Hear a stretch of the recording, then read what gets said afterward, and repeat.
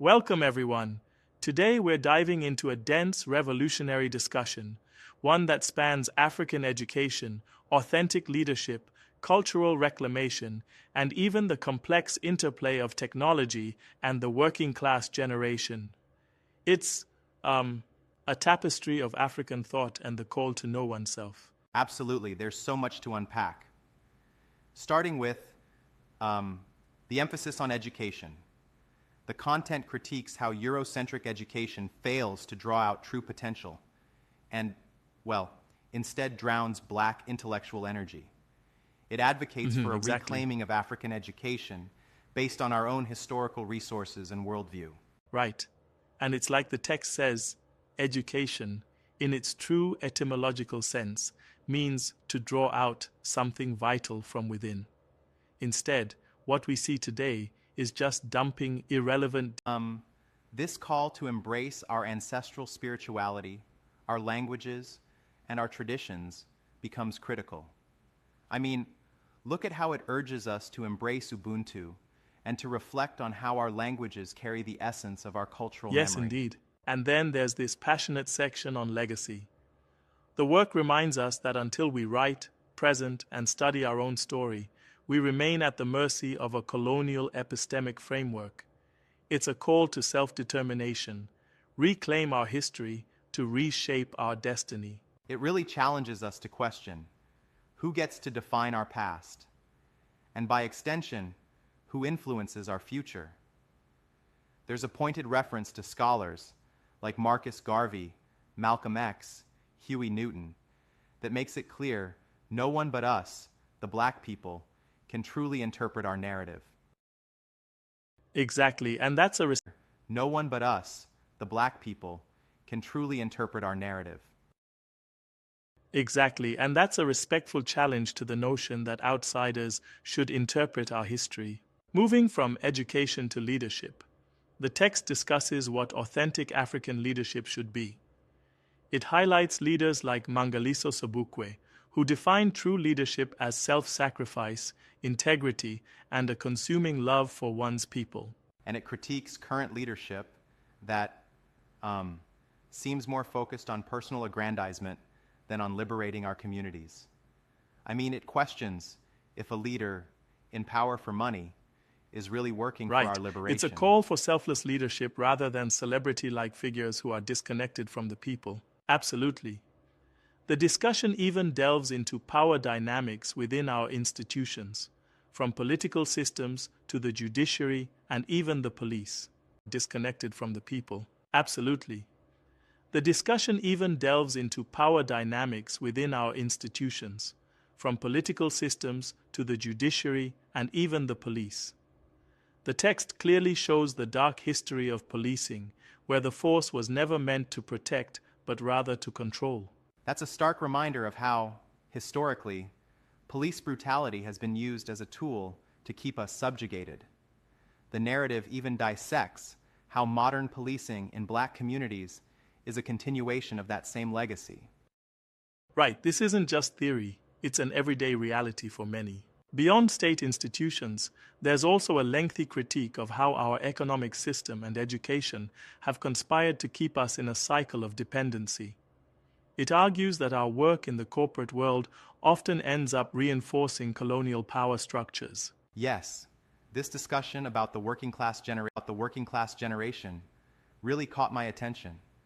It challenges us to move beyond merely being employees for white or imperialistic corporations, and instead, to build our own cooperative systems. It really calls for group organization and reappropriation of economic power. And what's fascinating is how it lays out concrete examples, like pooling resources together through cooperative deposits in simple equations. Imagine a scenario where, say, 10 people each contribute a little, and collectively that builds a foundation for our own economic independence. I love that analogy. It's like building a house brick by brick out of our own earnings, rather than renting our economic future. But, I wonder, do you think that sometimes these ideas get lost in the complexity of the discussion? Well, absolutely. But the beauty is in reconnecting with the underlying message, self-reliance through collective action. Speaking of complexity, the content touches on technology. It reminds us that Black people have, historically, contributed enormously to technological innovation. Yet today, our inventions and ideas are often exploited or even stolen. Right, like, think about Nkosana Makate and his please call me concept. His story exemplifies how Black ingenuity is sidelined, with imperialist companies trying to reap the benefits without proper credit. Exactly. Protecting intellectual property is crucial. And then there's a whole section on Black contributions to arts and entertainment, music being a powerful unifier. The narrative illustrates how music has always been the heartbeat of our culture, from the fight songs of slavery to the revolutionary beats of hip-hop. It's really inspiring how music, even hip-hop, serves not just as entertainment, but as a tool for empowerment and resistance. I mean, Speaking of complexity, the content touches on technology. It reminds us that Black people have, historically, contributed enormously to technological innovation. Yet today, our inventions and ideas are often exploited or even stolen. right, like, think about Nkosana Makate and his please call me concept. His story exemplifies how Black ingenuity is sidelined, with imperialist companies trying to reap the benefits without proper credit. Exactly. Protecting intellectual property is crucial. And then there's a whole section on Black contributions to arts and entertainment, music being a powerful unifier. The narrative illustrates how music has always been the heartbeat of our culture, from the fight songs of slavery to the revolutionary beats of hip-hop. It's really inspiring how music, even hip-hop, serves not just as entertainment, but as a tool for empowerment and resistance. I mean, Of hip-hop. it's really inspiring how music, even hip-hop, serves not just as entertainment, but as a tool for empowerment and resistance. I mean, listening to tracks from Tupac or Dead Prez, you feel that energy of struggle and liberation. Yes, it's like every beat carries the weight of our history and our hope for the future. Now, another major theme is the cultural aspect, our lifestyle and social structures. The text takes a hard look at the missteps in our communities: self-hate, the fetishization of Western beauty standards, and the undermining of Black family values. That section really cuts deep. It challenges the narrative that we should be ashamed of our natural hair or dark skin. Instead, we're being encouraged to reclaim these as symbols of beauty and strength. Absolutely. A reclaiming of our identity is central to our survival. And then there's a somewhat raw. They sometimes today fail to promote true economic and social empowerment. That's right. The idea isn't to dismiss faith, but to reorient church functions to support economic development and social upliftment, rather than merely serving as a venue for ritual. Right.